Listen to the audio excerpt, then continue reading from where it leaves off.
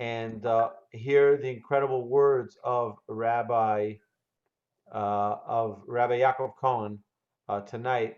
And as many of you know, by the way, the Cohens are planning to make Aliyah in August.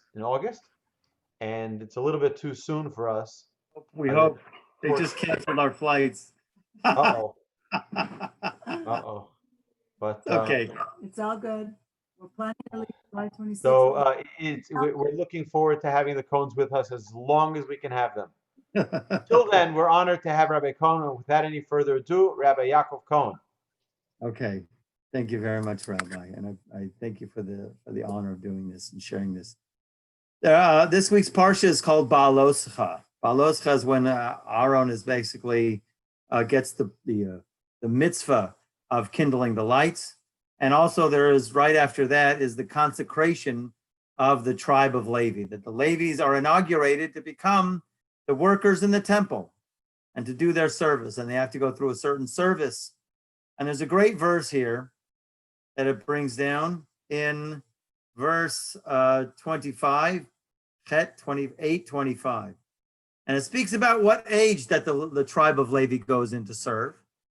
And it says, Mi ben chamishim shana. Wait a minute, I had the wrong. Wait a minute, 24. Sorry. Zos asher la'Levim. This is to the tribe of Levi. Mi ben chamesh ve'esrim shana v'mala. Everybody from 25 years and above will come to do the work in the holy service, and until 50. 25 until 50. Okay. Now Rashi brings down a very puzzling verse that brings a question. He says there's another verse that we have a few parshas ago that says that the tribe of Levi goes in when they're 30. Okay, and it's explicit. It says when they're 30 years old, they go and do the work in the temple. Okay, so is it 25 or is it 30? What's going on here? No problem. There's a solution. It says that when they're 25, they go in to learn all of the laws of the service. And then when they're 30, that's when they start their service. So they have 5 years of study, and then they actually do the work.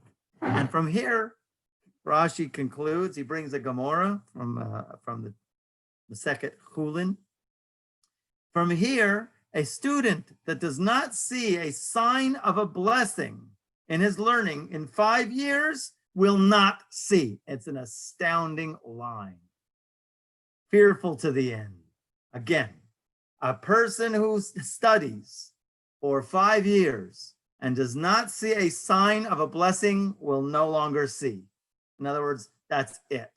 It's very, very deflating, especially for me. When I was in yeshiva, I got to yeshiva when I was 19, and I learned and I learned and I learned and I learned, and 5 years passed, and I knew this Rashi. And I'm like, 5 years, where's my siman bracha? Where's my blessing? I don't see it, right? And I looked through the Mefarshim. Okay, I was still single. I was still in the dorms. I didn't see the sign of the blessing. Of course, most of the people who I would ask in the yeshiva would say, who says you are learning? Okay, it's one answer. One answer. They say, you're just learning how to learn. Yeah, I could learn how to learn my whole life. Okay, it's a shocking statement that if a person puts effort in for 5 years and does not see a sign of a blessing. So what is the sign of a blessing? What is it? Okay, that a person should look for. And actually, the Gemara does bring down, I think it was Rabbi Yeshua who says 3 years. 3 years. Okay. Baruch Hashem, I found in the Perush, in a commentary of the Sulam, Rabbi Yehuda Leib Ashlag. He was the one who translated the Zohar. Brings down this unbelievable principle. And that is, what is the sign of a blessing that you should expect it to see? And that is, you should have your level of faith should be elevated. You should have reached or achieved a certain level of Emunah, of faith. And it says, it doesn't mean if you've learned for 5 years and you don't have that level of Emunah, You won't see it anymore. He doesn't say that. He says you have to change your direction. You have to change your course. You have to switch a different set of books for another, or a different teacher or something like that. You must change if you did not achieve another level, a higher level of Emunah, okay? Once again, it smacks us in the head, okay? That the idea of the whole Torah and learning the Torah, what is it supposed to be giving us? What are we supposed to be getting? Not just a bunch of intellectual wisdom stamps, okay? We're supposed to be enhancing our connection to God in a way that it sticks, that is very integrated, and it is very, very, very, very much embedded in our consciousness, that we have a great opportunity to have faith in God and to be in the perfect relationship with God. And the Zohar that we've been learning actually in our little group also gives a smack in the head to this, because it says that, you know, every single thing that we do is for the sake of Israel, is for the sake of the connection of the Jewish people in Israel, actually for the sake of the entire world. And this whole connection, we call it the Shekhinah, okay, or the divine presence. And this Shekhinah, this divine presence, it's unbelievable in its potential, and it has unbelievable potential to bestow upon us unbelievable influx of energy, information, delights, happiness, joy, and success. But the problem is, the Zohar brings down the language that the Shekhinah receives all of this abundance from the infinite source and wants to go ahead and put it and filtrate it down to all of the children of Israel, but it can't. It's held back.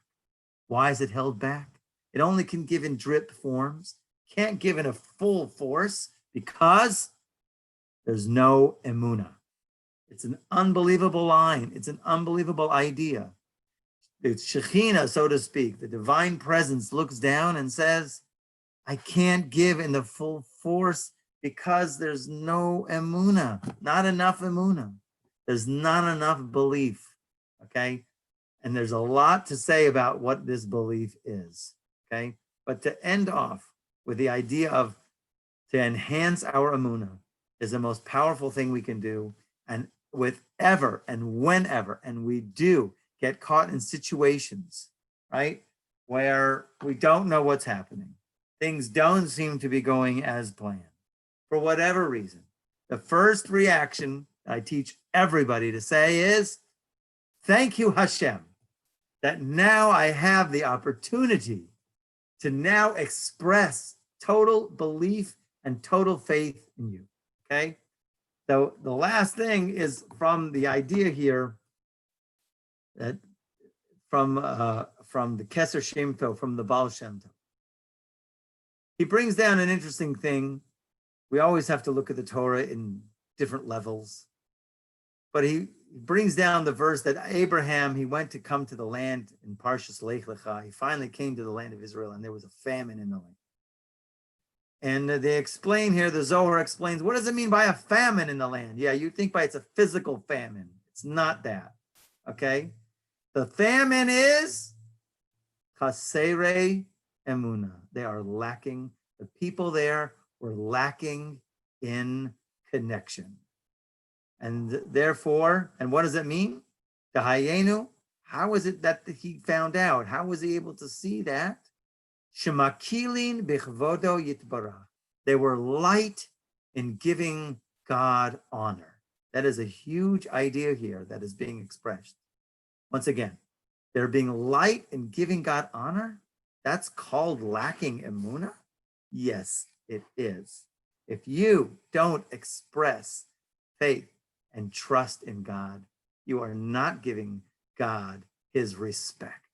Your disrespect, can you believe it? It's kind of like it's huge, okay? Just chill out, okay? You want to give God kavod, you believe in him, period. That's the end of story. And if you don't believe in him, and you don't believe in yourself, because that's one of the caveats of Emunah, to believe in yourself, that's also being, you're not giving God respect. you're not respecting God. So the idea here is, what blocks the flow? What blocks the blessing? Lack of connection. What blocks us from giving God proper respect? Lack of connection, lack of Emunah. So the idea here is the Torah, Baruch Hashem, helps us when we approach Torah always to have in mind to enhance our connection to God, to enhance our Emunah, to appreciate when God gives us all of those wonderful opportunities to have faith in him. And when things don't go right, we first say, now I have an opportunity to trust in God. Thank you, Hashem, for giving me this great opportunity. You shall walk away with that and be strong in it every single moment of the day. That's it.